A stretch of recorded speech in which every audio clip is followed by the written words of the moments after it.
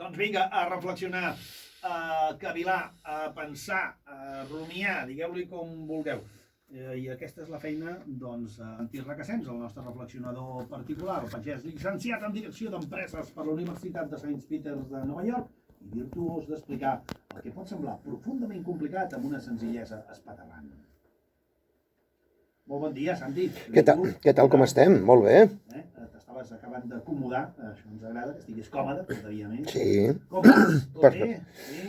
Bueno, encara mirant de digerir el discurs que el rei Felip va fer a Puerto Rico, que Déu-n'hi-do. N'hem parlat avui, N'hem parlat, i a veure, hi ha molta gent que li convindria llegir la història abans de dir segons què en públic. Bueno, escolta, és una temàtica per tocar un altre dia, no diré que no. No Puerto Rico, sinó d'altres coses. Sí, noi.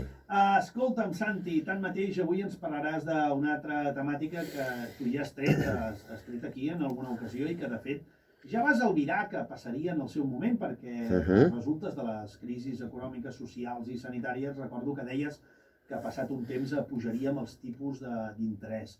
Què vol dir això de que pujaran els tipus d'interès? Què i qui ho provoca? Com ens afecta? I la part dolenta i bona de tot plegat, quina és? Perquè, a més, deixa'm dir-te que m'agrada molt que de vegades coincideix rabiosament amb l'actualitat, perquè avui, precisament, en portada, en alguns diaris, el titular diu que els Estats Units pujaran els tipus d'interès el 16 de març. El president de la Reserva Federal va anunciar ahir, precisament, que augmentarà el tipus d'interès al març, la primera alça en gairebé 4 anys, Déu-n'hi-do. I tu ja ho deies, que això anirà per aquí. I fa gairebé un any que en parlàvem, que això acabaria passant. Doncs, escolta, aquestes preguntes que t'he llançat, què vol dir exactament que pujaran els tipus d'interès? Per la gent que no estigui tan habituada a aquests termes econòmics, qui ho provoca això, com ens afecta? Va, vinga. Mira, primer de tot començarem amb una pregunta d'examen per tu. Vinga, va, a veure si soc capaç de contestar-ho, no ho sé jo. Hi ha dos tipus, disculpeu, hi ha dos tipus de països. Els que financerament són prudents, que fan els números com cal, s'endeuten només quan toca i per les raons que toca, i que, bueno, doncs tenen les seves balances més o menys ajustades. I després hi ha els països que bueno, doncs que tiren pel dret, demanen quartos sense cap mena de control, els deutes doncs ja els pagarà un altre, y como soy tan importante, soy tan grande, pues oye, pues no, todo esto no va conmigo. Espanya, a quin grup creus que pertany?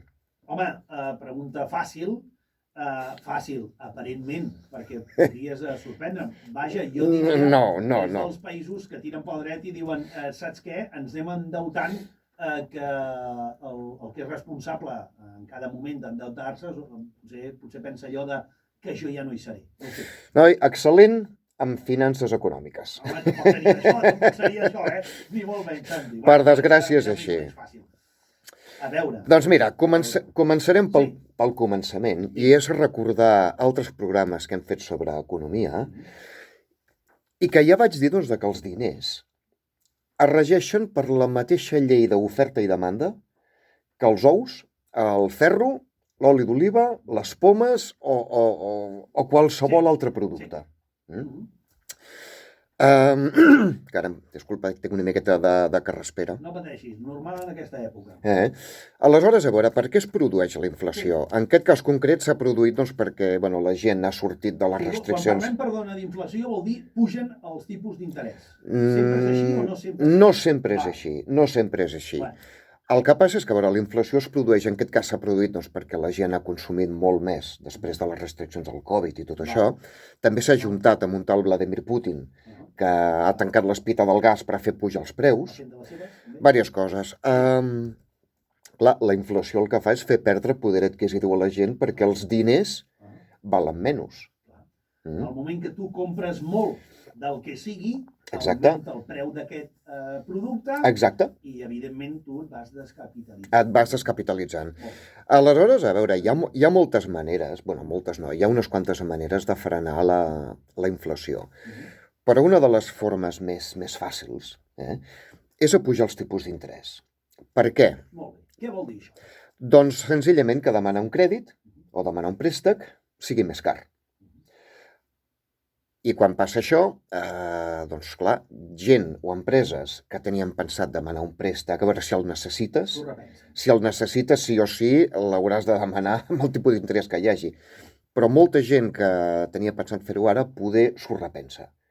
O poder pren la decisió una mica més endavant quan els tipus d'interès baixin una miqueta. I aquí és on n'hi ha qui guanyen i n'hi ha qui perden, depenent si el tipus d'interès al que estaven sotmesos era fixe o variable.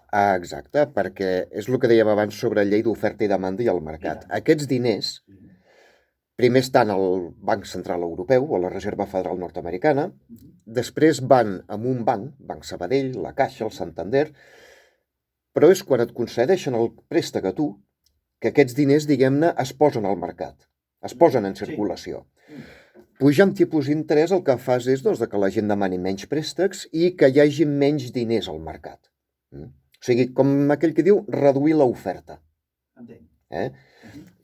Hi ha moltes més coses i algunes molt més complicades, però estic parlant de forma molt planera. No, que aquest és l'objectiu i que precisament, si diem que ets virtuós d'explicar les coses de manera entenedora, és precisament per això, per aquesta habilitat en resumir i en explicar les coses a Exacte.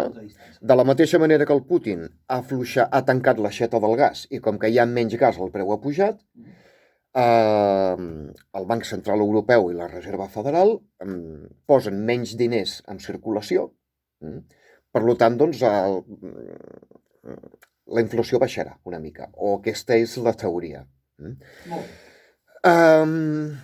Sí, les preguntes una mica anaven també de dir a qui ho provoca exactament, com ens afecta, més o menys és entenedor. Aquí vaig, com ens afecta. I també la part dolenta i segurament la part bona, perquè tu normalment també tens l'habilitat de trobar la part bona fins i tot amb coses molt... Mira, la part bona és molt simple, que en teoria la inflació es controla. Perquè és el que diem sempre en economia. Economia el que no li agrada és els canvis bruscos de les coses. Vol una miqueta un equilibri. Es controla la inflació. La part dolenta de pujar tipus d'interès és que alenteixes una mica l'economia. Pel que dèiem, no? La gent o les empreses o les institucions s'ho pensen 2 vegades abans d'endeutar-se perquè els hi surt molt més car i alenteixes una miqueta l'economia. Clar, doncs menys beneficis, menys diners circulant. Com ens afectarà això en el nostre dia a dia? Doncs mira, els que tinguem, diguem-ne, jo tinc una hipoteca, com todo hijo de vecino, molta gent té préstecs al consum, préstecs personals, doncs clar, si tenim el nostre préstec a un tipus d'interès variable, evidentment que si pugen els tipus d'interès una miqueta, haurem de pagar una mica més al final de cada mes. Amb les empreses passa exactament el mateix. El Banc Central Europeu diu de moment que no té pensat pujar tipus d'interès, però si la Reserva Federal els puja, que els pujarà, aquí a Europa no li quedarà més remei que fer exactament el mateix. Això ho hem de tenir claríssim. Fins aquí entenedor. A mi el que em fa més por és com ens pot afectar de forma indirecta. Ja hem vist que directament els que tenim un préstec o una hipoteca haurem de pagar una miqueta més. Però bueno, seran pujades molt puntuals, d'un 0,25% cada vegada. I a veure, el que va collat fins a l'últim cèntim, que li puja la hipoteca, encara que sigui 20 euros, li pot suposar un problema. Són els seus calés. Jo vaig, com sempre, molt més enllà. I és com ens pot afectar una pujada de tipus d'interès, encara que sigui un 0,50%, a les finances d'Espanya. Aquí és on veig el problema gordo de veritat. Perquè ja en vam parlar en altres programes. Espanya ara té un deute de, si no recordo malament, 1,3 o 1,4 bilions d'euros. No és poca cosa. A tipus d'interès, no, i anirà pujant. Jo ric, però ric per això, perquè... Sí. Per això més que res perquè els amics que ens escolten que sàpiguen que, esto no va conmigo. No, anirà amb tu, amb mi i amb qualsevol ciutadà del Reino d'Espanya. A tipus d'interès pràcticament zero, Espanya està pagant ara, no sé si recordo malament, uns 35.000 milions d'euros anuals només amb interessos. Potser són 34.000, però és que ja 1.000 amunt, 1.000 avall ja no tenen cap importància.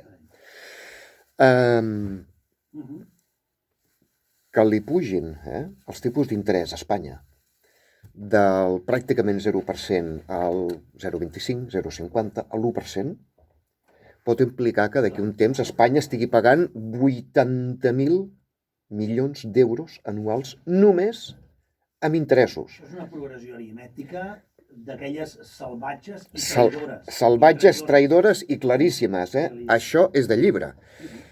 I estem parlant només d'un 1%. Un 1%. Recordo que més d'un va dir, no, però Santi, això no passarà, perquè ara, que no passarà.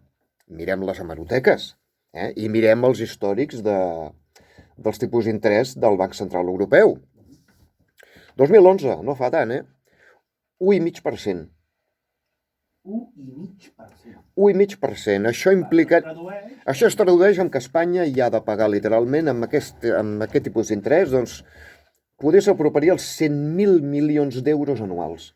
Insisteixo, només amb interessos. El deute, evidentment, ni un cèntim de reduir-lo. El deute és a part, Això és un pack a part. Sí, però és que la cosa es posa molt més divertida. A l'any 2008, el tipus d'interès al Banc Central Europeu era del 4,25%. 4,25%. Què vull dir amb això? A la que Espanya li pugin els tipus d'interès. O sigui, ara les està passant ja canutes només per pagar els interessos amb un tipus gairebé zero. A la que li pugin una miqueta el tipus d'interès, s'haurà d'endeutar només per pagar els interessos. Així de simple. Per qui no ho acabi d'entendre encara, tots tenim una visa. Hi ha molta gent que ha fet una pilota amb la visa. Ha gastat més del compte i s'ha trobat amb un deute que no pot pagar. Què és el pitjor que poden fer? Demanar una altra visa per pagar els deutes de la primera visa. Aleshores ja es fot una pilota de neu. Que no és tan inversemblant, que això passa. Això passa al carrer, ha passat al nostre entorn amb gent estimada i amb amics. Doncs imagina't el mateix, però amb 18 zeros al darrere. Espanya va per aquí. Què vol dir? L'analogia és fantàstica, és això. És que és això. Torno a repetir que les finances entre un banc, entre un país i nosaltres, la gent de carrer, els problemes són exactament els mateixos. L'únic que varia és el número de zeros que hi ha al darrere.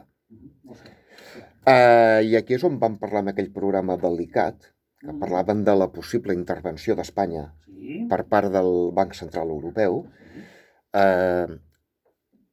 Aquest efecte pilota, de bola de neu, això passarà.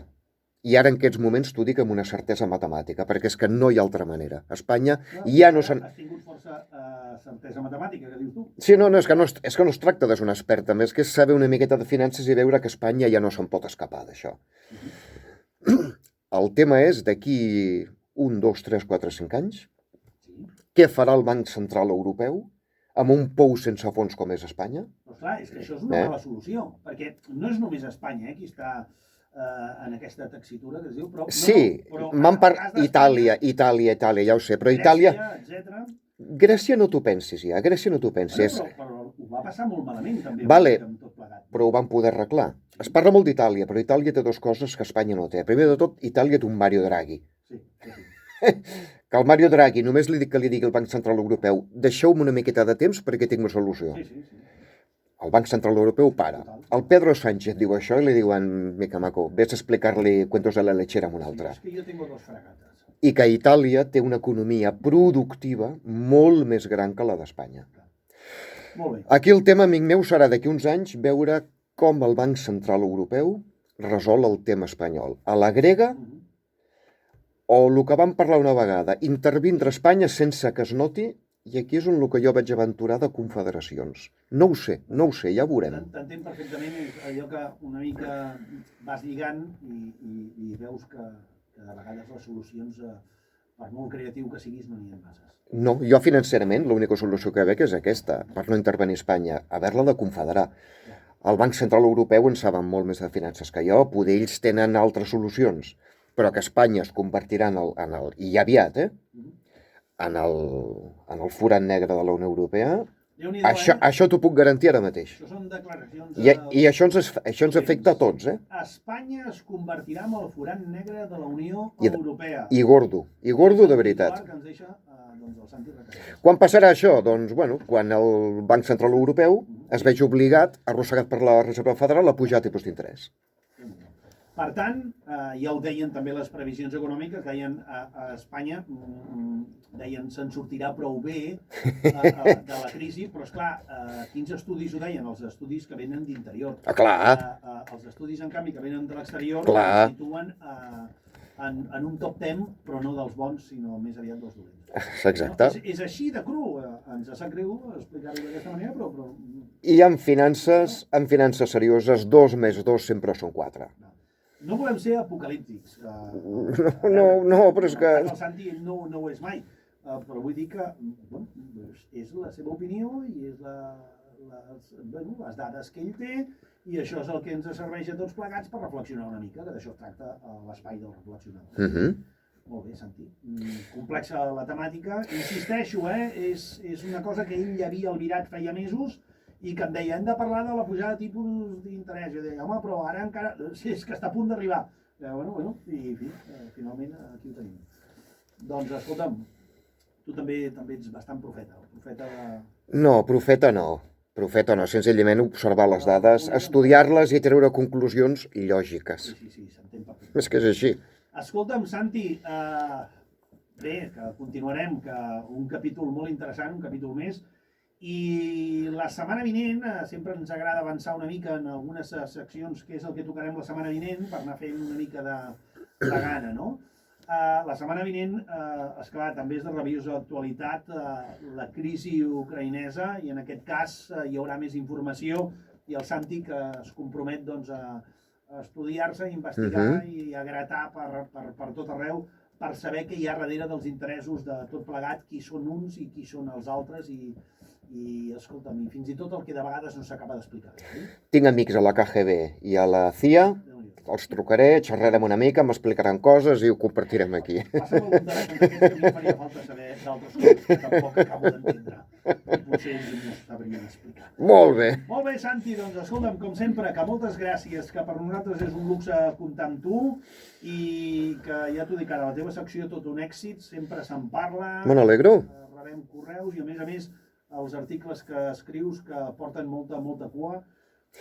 Alguns sí, cua sobretot. I Déu-n'hi-do, molt bé. Felicitats. Santi, que acabis de passar una setmana genial i dijous vinent hi tornarem per acabar d'entendre tota la crisi ucraïnesa, d'acord? Amics meus, una forta abraçada a tots. Que vagi molt bé, Santi. Adéu.